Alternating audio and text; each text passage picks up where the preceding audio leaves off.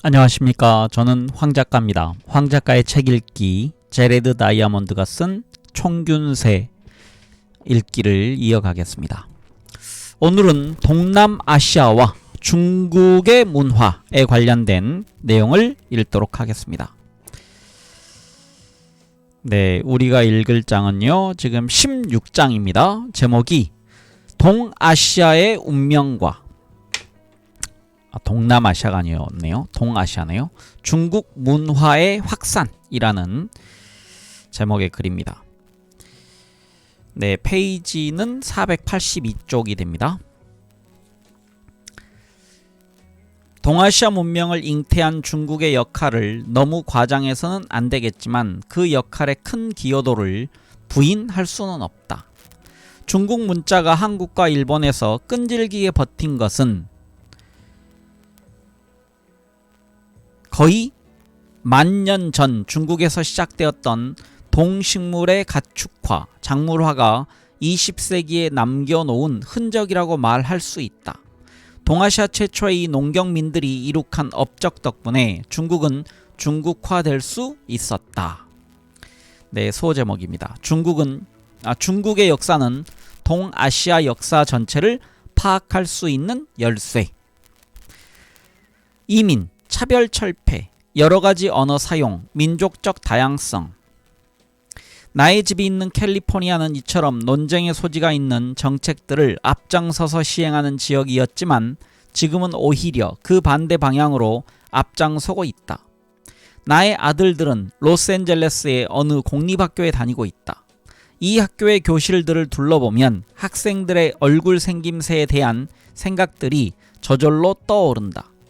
이 아이들이 집에서 사용하고 있는 언어는 80개가 넘고 영어를 사용하는 백인 아이들은 오히려 소수 집단에 속한다. 내 아이들의 학교 친구들을 살펴보면 그들의 부모나 조부모 중 적어도 한 명 이상이 예외 없이 미국이 아닌 곳에서 태어났다.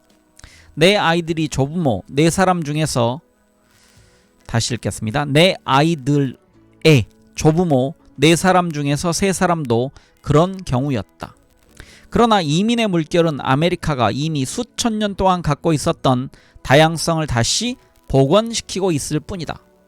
유럽인들이 정착하기 전에도 미국 본토, 즉 하와이와 알래스카를 제외한 지역에서는 아메리카 원주민들의 수백 개 부족과 수백 개 언어가 공존했으며 이 지역 전체가 단일 정부의 통제를 받게 된 것은 겨우 지난 100년 사이의 일이었다. 이 같은 측면에서 미국은 아주 일반적인 나라다. 세계적으로 인구가 가장 많은 6개국 중에서 한 국가를 제외한 나머지는 모두 최근에 와서 정치적 통일을 이룩한 나라들이며 지금도 수백 개 언어와 민족 집단이 공존하고 있는 도가니이다. 예를 들어 러시아는 원래 모스크바를 중심으로 한 작은 슬라브 국가였는데 우랄 산맥을 넘어 팽창하기 시작한 것은 겨우 1582년부터였다. 그때부터 19세기에 이르기까지 러시아는 수십 개의 비슬라브계 민족들을 흡수했으며 그중 많은 민족들은 지금까지도 각자 고유의 언어와 문화적 동질성을 유지하고 있다. 미국의 역사는 그 자체가 대륙이 지금처럼 미국화되는 과정이었던 것처럼 러시아의 역사는 러시아가 지금처럼 러시아화되는 과정이었다. 인도네시아, 브라질도 최근에 이룩된 정치적 창조물이며 각각 850개, 670개, 210개 언어가 공존하고 있다. 네, 괄호 열고 인도의 경우는 재창조물이라고 되어 있습니다. 이 같은 도가니의 규칙에서 단 한 곳 예외적인 존재가 바로 전 세계에서 인구가 가장 많은 나라 중국이다. 오늘날의 중국은 적어도 일반인들이 보기에는 정치, 문화, 언어 등의 측면에서 획일적인 나라처럼 보인다. 중국은 BC 221년에 이미 정치적으로 통일되었고 그때부터 지금까지 거의 그 상태를 유지했다. 현대 유럽에서는 변형된 수십 가지 알파벳이 사용되고 있는데 중국의 경우에는 문자가 처음 생긴 이후로 오직 하나의 문자 체계밖에 없었다. 중국의 12억 인구 중에서 8억 이상이 만다리너를 사용한다. 여기서 만다리너는 표준 중국어인 베이징 관어라고 되어 있습니다. 여기서 관어는 관에서 사용하는 언어라는 뜻입니다. 이는 전 세계에서 단연 최다 인구가 모국어로 사용하는 언어다. 더구나 나머지 인구 중에서 3억 정도가 사용하고 있는 7가지 언어도 스페인어와 이탈리아어가 유사한 것만큼이나 만다린어와 유사한 언어들이다. 그러므로 중국은 도가니가 아닐 뿐더러 중국이 어떻게 중국화되었느냐고 묻는 것 자체가 오히려 우스꽝스럽게 느껴진다. 중국은 유사 이래로 거의 처음부터 지금의 중국이었기 때문이다. 이렇게 우리는 중국의 통일성을 너무 당연시하기 때문에 그것이 얼마나 놀라운 착각인지를 망각하기 쉽다. 중국은 겉으로는 통일이 되어 있는 것처럼 보여도 사실은 그렇지 않다. 그것은 유전적인 문제 때문이다. 전 세계의 모든 민족을 인종별로 대강 분류할 때 중국인들은 모두 이른바 몽골 인종이라 뭉뚱그려서 부르고 있지만 실제로 이 범주 속에는 유럽의 스웨덴인, 이탈리아인, 아일랜드인 사이의 차이보다 훨씬 더 큰 차이가 감추어져 있다. 구체적으로 말해서 북중국인과 남중국인은 유전적, 신체적으로 매우 다르다. 북중국인은 티베트인이나 네팔인과 가장 비슷하지만 남중국인은 베트남인이나 필리핀인과 비슷하다. 내 친구들 중에서 북중국인과 남중국인은 서로 외모만 보고서도 상대방을 구별해낼 때가 많다. 북중국인은 대체로 키가 더 크고 체중도 더 나가며 피부색이 더 밝다. 또한 코가 오똑하고 눈도 더 작으면서 눈꼬리가 위로 찢어진 편이다. 북중국과 남중국은 환경과 기후도 서로 다르다. 북쪽은 건조하고 추우며 남쪽은 비가 많고 무덥다.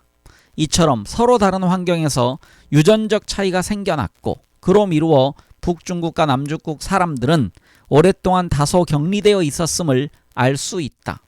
그런데 어떻게 이 사람들이 모두 동일하거나 매우 유사한 언어와 문화를 갖게 되었을까? 세계 어디든 오랫동안 사람이 살던 지역이라면 의례, 언어가 다양하다는 사실에 비추어 볼 때 중국의 언어가 거의 통일되어 있는 것은 참으로 이해하기 어려운 현상이다. 바로 앞장에서도 보았듯이 뉴기니는 면적이 중국의 10분의 1 이하이며 인류의 역사도 약 4만 년밖에 안 되었지만 언어의 수는 1000여 개에 달하고 그 속에는 또 수십 개의 어군이 있으며 각각의 어군 사이의 차이는 중국의 주요 8가지 언어보다 훨씬 크다. 서유럽에서는 인도 유럽어가 들어온 이후 고작 6000년에서부터 8000년 사이에 약 40가지 언어가 새로 생기거나 도입되었다. 그 중에는 영어, 핀란드어, 러시아어처럼 서로 판이하게 다른 언어들도 포함되어 있었다. 그런데 화석을 토대로 판단한다면 중국의 사람이 살기 시작한 지는 50만 년이 넘었다. 그렇다면 이 기나긴 기간 동안 중국에는 서로 뚜렷이 다른 수천, 수만 개 언어가 생겨났을 텐데 그 언어들은 모두 어디로 갔을까? 이 모순으로 미루어 짐작한다면 인구가 많은 다른 나라들이 지금까지 그러한 것처럼 중국도 한때는 다양성을 가진 나라였을 것이다. 다만 중국은 다른 나라보다 훨씬 일찍 통일되었다는 점이 다를 뿐이다. 먼 옛날 중국의 중국화와 더불어 광활한 지역은 철저히 균일화되었고 그로 말미암아 열대 동남아시아의 거주자들이 바뀌었으며 일본 및 한국, 어쩌면 인도에까지 막대한 영향을 미쳤을 것이다. 그러므로 중국의 역사는 동아시아 전체의 역사를 파악할 수 있는 열쇠다. 이 장에서는 중국이 중국화된 사연을 들어보기로 하자.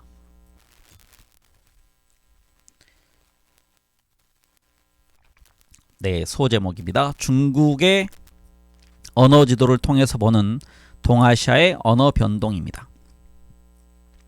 우선 중국의 상세한 언어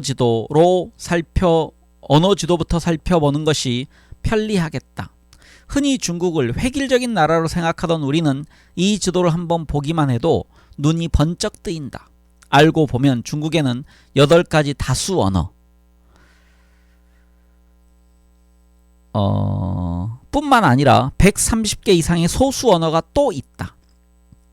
네, 중간에 설명이 있어서 제가 머뭇거렸습니다. 설명은요, 모두 합쳐 그냥 중국어라고 통칭할 때가 많은 만다린어 및 그와 매우 가까운 7가지 친척 언어로 그 각각의 사용자 수는 1100만에서 8억에 달한다 라고 되어 있습니다. 그 중에서 대다수의 언어는 사용자 수가 몇천 명밖에 안 된다. 다수와 소수를 통틀어 이 모든 언어는 4가지 어족으로 분류할 수 있고,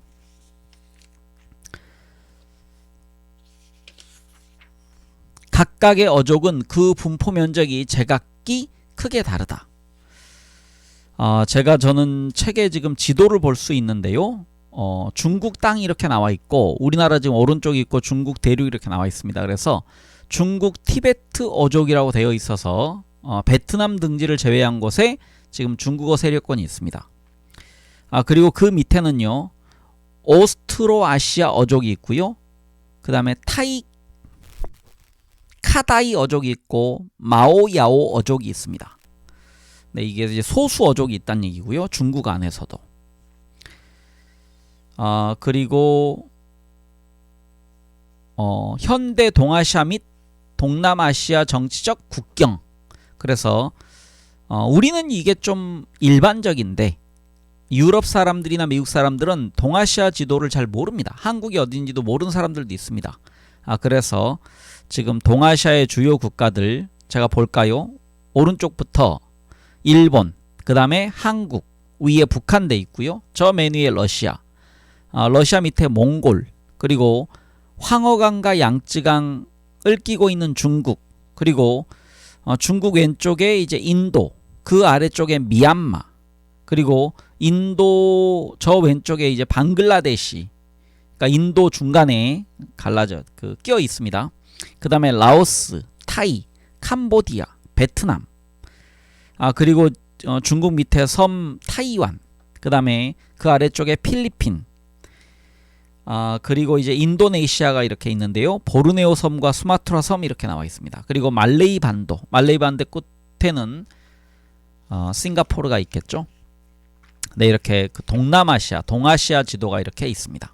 네, 읽기를 이어가겠습니다. 한쪽에는 만다린어와 그 친척 언어들이 있다. 이것이 바로 중국 티베트 어족의 중국어 어파며 북중국에서 남중국까지 연속적으로 분포되어 있다. 여기서 어파란 얘기는 어족의 하위 구분이라고 되어 있습니다. 그러니까 어족 밑에 어파가 있다는 얘기입니다.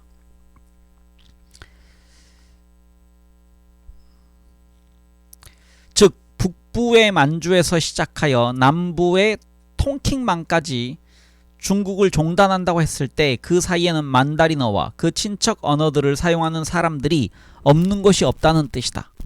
나머지 세 어족은 분포지역이 분산되어 있으므로 각각의 언어를 쓰는 사람들은 마치 하나의 섬처럼 중국어를 비롯한 다른 어족의 언어를 쓰는 사람들의 바다에 포위되어 있는 형국이다. 분산 정도가 특히 심한 것은 마오야오 어족의 분포지역이다.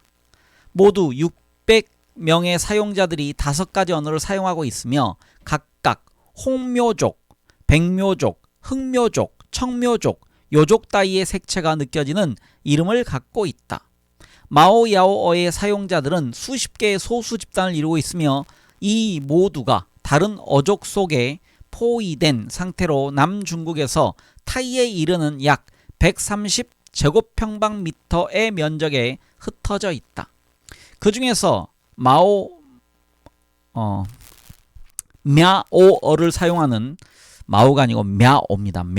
мя오어를 사용하는 10만 명 이상의 베트남 난민들이 미국으로 건너가면서 이 어족도 함께 이동했다. 미국에서는 몽족이라는 명칭이 더 잘 알려져 있는 어족이다. 또 하나의 분산된 언어군은 오스트로아시아 어족이다. 그 중에서 가장 많은 사람들이 사용하는 언어는 베트남어와 캄보디아어다. 오스트로아시아 어족의 6천만 사용자들은 동쪽으로는 베트남까지, 남쪽으로는 말레이 반도까지, 그리고 서쪽으로 인도 북부까지 두루 흩어져 있다.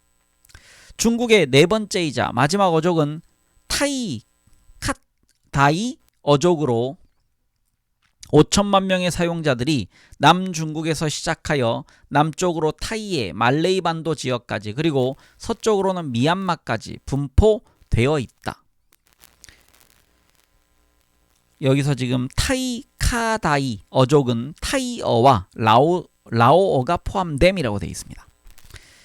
이거 뭐 별로 암기할 내용, 반드시 머리에 넣어야 될 내용 아니고요. 그냥 이런 게 있구나 정도 이해하시면 될 것 같습니다.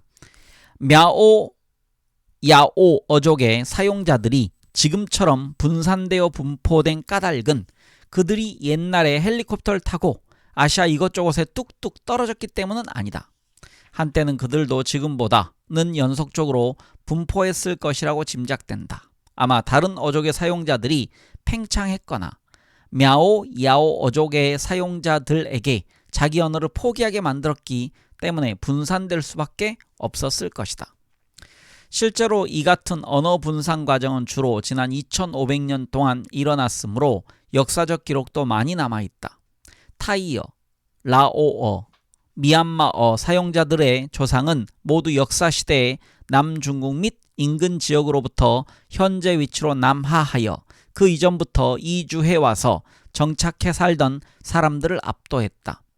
특히 각종 중국어 사용자들은 다른 민족 집단을 원시적이며 열등하다고 멸시하면서 아예 내쫓거나 그들의 언어를 바꿔버리는 일에 유난히 적극적이었다. BC 1100년부터 BC 221년 중국 주왕조의 역사를 살펴보면 중국어를 사용하는 여러 국가가 비중국어 사용자들을 정복, 흡수했던 일들이 설명되어 있다. 우리는 몇 가지 추론 방법을 동원하여 몇천 년 전의 동아시아 언어 지도를 복원해 볼 수 있다. 첫째로 수천 년 동안 이루어진 언어의 팽창에 대한 역사 기록을 거꾸로 더듬어 올라갈 수 있다. 둘째로 오늘날의 어떤 지역에서 단 한 가지 언어 또는 서로 관련된 언어군이 넓은 면적을 연속적으로 차지하고 있다면 그것은 그 언어군의 지리적 팽창이 비교적 최근에 이루어졌다는 것, 즉 그 지역에서 다시 여러 가지 언어로 분화될 만큼 긴 시간이 흐르지 않았다는 뜻이라고 추론할 수 있다. 마지막으로 앞의 경우와는 반대로 오늘날의 어떤 지역에 있는 어족에 속하는 언어들이 매우 많다면 그것은 그 어족이 분산되기 시작했던 중심지로부터 멀지 않다는 뜻이라고 추론할 수 있다. 이 같은 세 가지 추론 방법을 이용해 언어의 시계를 거꾸로 돌려보았을 때 내릴 수 있는 결론은 북중국은 원래 중국어를 비롯한 중국, 티베트 어족의 사용자들이 차지하고 있었다는 것, 남중국의 여러 지역은 마오야오족, 오스트로아시아족, 타이 카다이 어족의 사용자들이 각각 차지하고 있었다는 것, 그리고 중국 티베트 어족의 사용자들이 다른 어족의 사용자 대부분을 남중국에서 쫓아냈다는 것이다. 중국 이남의 열대 동남아시아, 즉 타이, 미얀마, 라오스, 캄보디아, 베트남, 말레이시아령 말레이반도 지역을 휩쓸었던 언어 변동은 더욱 극심했을 것이다. 그곳에서 원래 사용되던 언어들은 현재 완전히 사멸했음이 분명하다. 이들 나라의 현대 언어는 모두 최근에 주로 남중국으로부터 그리고 일부는 인도네시아로부터 침입해 들어온 듯 하기 때문이다. 그리고 마오야옥의 언어들이 현재 간신히 살아남은 정도인 것으로 미루어 한때 남중국에는 мя오야오, 오스트로아시아, 타이 카다이 이외에 다른 어족들이 더 있었지만 거기에 속해 있던 언어들은 오늘날까지 살아남지 못했으리라는 것도 추측할 수 있다. 오스트로네이시아 어족, 가로 열고 필리핀 및 폴리네시아의 모든 언어가 여기에 속한다. 다시 읽겠습니다. 그래서 오스트로네이시아 어족도 중국 본토에서는 사라진, 그러나 태평양의 여러 섬으로 전파되어 살아남은 덕분에 우리가 알 수 있는 여러 어족 중 하나였는지도 모른다. 이처럼 동아시아에서 일어났던 언어 교체 현상에서 1000여 가지에 달하는 아메리카 원주민들의 언어가 있던 신세계의 유럽의 언어, 특히 영어와 스페인어가 전파된 일을 연상하게 된다.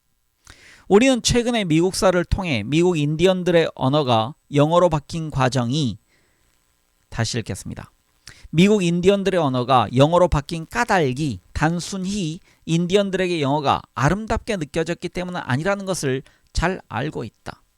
이 같은 교체 현상이 일어나는 이유는 영어를 사용하는 이주자들이 전쟁이나 살인 또는 질병을 도입함으로써 대부분의 인디언들을 죽게 만들었고, 살아남은 인디언들은 이미 다수의 언어가 되어버린 영어를 쓸 수밖에 없었기 때문이다. 언어 교체의 직접적인 원인은 유럽인 침입자들이 아메리카 원주민들보다 기술 및 정치 조직 면에서 유리했기 때문이다. 이 같은 이점들은 궁극적으로 식량 생산을 더 일찍 시작했다는 이점에서 나온 것이었다. 오스트레일리아 원주민들의 언어가 영어로 바뀐 일, 그리고 적도 이남 아프리카 고유의 피그미족 언어 및 코이산족 언어가 반투족 언어로 바뀐 일도 본질적으로 동일한 과정을 거쳤다. 그러므로 동아시아의 언어 변동에 대해서도 똑같은 질문을 할 수 있다. 중국 티베터족의 사용자들이 북중국에서 남중국으로 확산될 수 있었던 것, 그리고 오스트로아시아 어족을 비롯한 남중국 고유의 어족들이 열대 동남아시아로 남하할 수 있었던 것은 무엇 때문이었을까? 여기서 우리는 고고학으로 눈을 돌려 일부 아시아인들이 다른 아시아인들보다 기술, 정치, 농업 면에서 유리했던 증거를 찾아야 한다. 네, 다음 소제목은 중국의 다양한 문화를 통일시켜준 지리적 요인입니다. 전 세계 다른 지역에서도 모두 그렇듯이 동아시아의 고고학적 기록을 살펴보아도 그곳의 인류 역사에서 대부분의 기간에는 토기도 없이 뗀 석기만 사용하던 수렵 채집민들의 흔적뿐이다. 그러다가 동아시아 최초로 다른 증거들이 발견되는 곳이 바로 중국이다. BC 7500년경 무렵부터 농작물의 잔해, 가축의 뼈, 토기, 간석기, 즉 신석기의 도구 등이 나타난다. 이 연대는 비옥한 초승달지대에서 신석기 시대 및 식량 생산이 시작된 연대로부터 1000년 이내에 해당한다. 그러나 BC 7500년 이전 1000년 동안의 중국에 대해서는 연구가 그리 많이 이루어지지 않았으므로 현재로서는 중국의 식량 생산이 비옥한 초승달 지대와 동시대에 시작되었는지 조금 빠르거나 늦었는지 결론을 내릴 수 없는 상황이다. 다만 식물의 작물화 및 동물의 가축화가 세계 최초로 시작된 중심지 가운데 하나가 중국이었다는 것만은 분명하다. 어쩌면 중국에는 독립적으로 식량 생산을 시작한 중심지가 둘 또는 그 이상 있었는지도 모른다. 한랭 건조한 중국 북부와 고온다습한 남부의 생태 차이에 대해서는 이미 언급한 바 있다. 그리고 어느 일정한 위도상에서도 해안 저지대와 내륙 고지대는 그 생태가 다르다. 이처럼 서로 다른 환경에서는 토종 야생 식물도 다르게 마련이므로 최초의 농경민들이 이용할 수 있는 식물도 지역에 따라 달랐을 것이다. 실제로 북중국 최초의 농작물로 확인된 식물은 가뭄에 강한 두 종의 기장류였고 남중국의 경우에는 벼였다. 그것으로 미루어 식물의 작물화는 남부와 북부에서 따로따로 시작되었을 가능성도 있다는 것을 알 수 있다. 중국 최초의 농작물에 대한 증거가 발견된 유적지에서는 가축화된 돼지, 개, 닭의 뼈도 함께 발견되었다. 이 같은 가축 및 농작물 이외에 또 다시 다양한 가축작물들이 차례차례 나타났다. 동물 중에서 가장 중요한 것은 물소였고 쟁기를 끌었으므로 그 밖에도 누에, 오리, 거위 등이 있었다. 나중에 나타난 중국 농작물 중에서 우리에게 낯익은 것들은 메주콩, 대마, 감귤류, 차, 살구, 복숭아, 배 등이다. 그리고 유라시아의 동서축 덕분에 중국의 많은 가축작물이 고대에 이미 서쪽으로 전파되었던 것처럼 서아시아의 가축이나 농작물도 동쪽으로 중국까지 전파되어 중요한 식량 공급원이 되었다. 서쪽에서 들어온 가축작물 중에서 고대 중국 경제에 특히 중요한 역할을 했던 것은 밀과 보리, 소와 말, 그리고 그보다는 덜 중요하지만 양과 염소 등이었다. 세계의 다른 지역과 마찬가지로 중국에서도 식량 생산을 시작하자 제11장부터 14장에서 다루었던 문명의 다른 여러가지 특징들이 차례차례 나타났다. 중국의 뛰어난 청동 야금술의 전통은 BC 3000년부터 2000년에 시작되었고 결국 중국은 BC 500년경에 단연 세계 최초로 주철 생산을 시작할 수 있었다. 그 이후 1500년간은 제13장에서도 언급한 중국의 기술적 발명품들이 마구 쏟아져 나온 시기로 종이, 나침반, 외바퀴 손수레, 화약 등이 그때 만들어졌다. 요새화된 도시도 BC 3000년에서 2000년 사이에 처음 건설되기 시작했다. 당시의 묘지는 소박한 무덤과 화려하게 꾸민 무덤 등 매우 다양했던 것으로 미루어 계급 구별이 생겼음을 알 수 있다.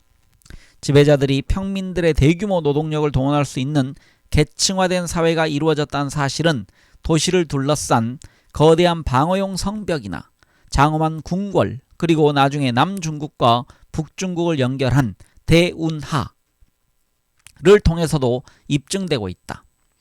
여기서 남북을 연결하는 대운하는 연장 1600km가 넘는 세계에서 가장 긴 운하라고 되어 있습니다. 문자는 BC 2000년부터 1000년의 것들부터 남아있지만 아마 그보다 일찍 만들어졌을 것이다. 그 무렵부터 중국의 새로 등장한 도시 또는 국가에 대해서는 고고학적 기록 대신 중국 최초의 여러 왕조가 남긴 문서 기록을 통하여 알 수 있는데 BC 2000년경에 탄생한 하 왕조부터가 그 시작이었다. 중국은 면적이 넓고 생태 또한 다양하여 수많은 지방 문화가 생겨났으며 그 문화들은 토기나 인공물의 유형에 따라 고고학적인 식별이 가능하다. BC 4000년부터 3000년에 이 같은 지방 문화들은 지리적으로 팽창해 상호작용과 경쟁을 통해서 합쳐지기 시작했다. 다양한 생태를 가진 여러 지역 사이에서 가축작물의 교환이 이루어져 중국의 식량 생산이 풍부해졌듯이 다양한 문화를 가진 여러 지역 사이에서 교환이 이루어짐에 따라 중국의 문화 및 기술도 풍부해졌고 전쟁을 일삼는 여러 출장 사회 사이에 매소운 경쟁은 더 크고 중앙 집권화된 국가 형성을 야기했다. 중국에서도 남북 방향의 농작물 확산은 지연되었지만 남북 아메리카나 아프리카보다는 정도가 덜했다. 왜냐하면 중국의 남북 방향은 거리가 짧았고 멕시코 북부나 아프리카처럼 사막으로 단절되거나 중앙아메리카처럼 비좁은 지형으로 지협으로 단절되지 않았기 때문이다. 동서로 흐르는 중국의 긴 강들, 즉 북부의 황허 강과 남부의 양쯔강은 해안과 내륙 사이에서 농작물 및 기술 확산을 도왔으며 동서 방향이 넓고 지형도 비교적 완만하여 결국 두 강이 운하로 연결되었으므로 남북 방향의 교환도 쉬워졌다. 이 같은 지리적 요인들로 인해 중국은 일찌감치 문화적 정치적으로 통일될 수 있었다. 서유럽의 경우에는 비슷한 모양의 땅이면서도 지형이 험난하고 각 지역을 이어주는 강이 없어서 오늘날까지도 문화적, 정치적 통일이 이루어지지 못했다. 네, 다음 소제목은 동아시아 내에서 가장 혁신적으로 문물을 발전시킨 중국입니다. 새로 발전된 문물이 중국 남부에서 북부로 전파된 경우도 없지는 않았다. 특히 중요한 것이 제철술과 벼농사였다. 그러나 주된 전파 방향은 북에서 남으로였다. 이 같은 경향은 문자에서 가장 뚜렷이 나타난다. 서유라시아에서는 수메르의 서령 문자, 이집트의 상형 문자, 히타이트 문자, 미노스 문자, 셈 알파벳 등 수많은 초기 문자 체계가 만들어졌지만 중국에서 두루 사용된 문자 체계는 단 하나였다. 이것은 북중국에서 완성되고 전파되어 다른 미숙한 문자 체계들을 견제 또는 대체하면서 오늘날까지 중국에서 사용되는 문자로 발전했다. 그 밖에 북중국 사회로부터 남아한 주요 문물에는 청동 관련 기술, 각종 중국 티베트계 언어가 있었고 국가 형성에도 영향을 미쳤다. 중국 최초의 세 왕조인 하, 상, 주 왕조는 모두 BC 2000년부터 1000년 북중국에서 탄생했다. BC 1000년부터 0년의 기록을 보면 중국 민족은 그때부터 이미 오늘날에도 이런 중국인들이 많지만 이민족들을 야만인으로 생각하고 문화적 우월감을 느꼈으며 북중국인들은 남중국인들을 야만인으로 생각했음을 알 수 있다. 예를 들면 BC 1000년부터 0년 주왕조 마렵의 한 저자는 이민족에 대해 다음과 같이 설명하고 있다. 이 5지역 사람들은 바로 중하와 그 변방의 융, 이 등 오랑캐 족속이었으니 제가 성정이 달라서 고칠 길이 없었다. 동쪽 오랑캐를 일컬어 이라고 했다. 이 족속은 머리를 풀어 헤쳤으며 몸에 문신을 새겼는데 더러는 음식을 불에 익히지 않고 먹었다. 네, 이 글을 쓴 이제 제레드 다이아몬드는 서양 분이기 때문에, 미국 분이기 때문에 이걸 우리보다 용어를 잘 모르겠죠. 그러니까 중국 사람들이 자기들이 중심이고 세계의 중심이고 사방에 있는 사람들을 야만인이라 불렀죠. 그러니까 남만, 북적, 서융, 동이 이렇게 불렀습니다. 그래서 남쪽뿐만 아니고 사방의 모든 사람들을 이제 미개한 사람들이라 불렀습니다. 그들의 시각으로 우리는 이제 동이였죠. 동이. 동쪽에 있는 미개인이라고 불렀던 겁니다. 네, 이어가겠습니다. 그 내용이 지금 나와 있었습니다. 그는 서남 북방의 오랑캐들에 대해서도 설명하고 있다. 그들은 모두 야만적인 풍습에 젖어 있어서 발을 안쪽으로 오므리거나 이마에 문신을 새기거나 털가죽 옷을 입거나 동굴에서 살거나 곡식을 먹지 않거나 음식을 날로 먹는다고 했다. 북중국의 주왕조가 조직했던 국가 또는 그것을 본딴 여러 국가들이 남중국까지 전파된 것은 BC 1000년부터 0년에 이르러 BC 221년 진왕조가 중국의 정치적 통일을 이룩하면서 절정에 달했다. 중국의 문화적 통일도 그 시기에 가속화되었다. 문자를 갖지 못한 야만인들은 문자를 가진 중국의 문명국가에 흡수되거나 그것을 모방했다. 이 같은 문화적 통일은 무지막지한 경우도 없지 않았다. 가령 진왕조의 시황제는 종전에 기록된 역사책들을 무가치하다고 규정하여 불태우게 했고 그 때문에 중국 초기의 역사와 문헌들을 많이 잃었다. 이게 바로 그 유명한 분서갱유입니다. 그러나 이처럼 가혹한 조치를 취한 덕분에 북중국의 중국, 티베트계 언어들은 중국 대부분의 지역에 더 빨리 전파되었을 것이며 мя오, 야오 어족을 비롯한 다른 어족들은 지금처럼 분산될 수밖에 없었을 것이다. 동아시아 내에서 중국은 식량 생산, 기술, 문자, 국가 형성 등에서 출발이 빨랐다. 결과적으로 중국에서 혁신한 각종 문물은 이웃 지역들이 발전하는 데에도 크게 기여했다. 예를 들면 BC 4000년부터 BC 3000년경까지 열대 동남아시아의 대부분 지역에는 조약돌, 석기와 박편, 석기를 사용하는 수렵 채집민들이 살고 있었다. 베트남의 호아빈에 있는 유적지의 이름을 따서 이곳을 호아빈 문화라고 부른다. 이 무렵부터 남중국의 것과 비슷한 중국의 농작물, 신석기 기술, 촌락 생활, 토기 등이 열대 동남아시아에도 전파되기 시작했다. 아마 남중국의 어족들과 함께 들어왔을 것이다. 남중국으로부터 팽창되어 남한 사람들이 각각 미얀마인, 라오스인, 타이인이 되면서 열대 동남아시아의 중국화가 완성되었다.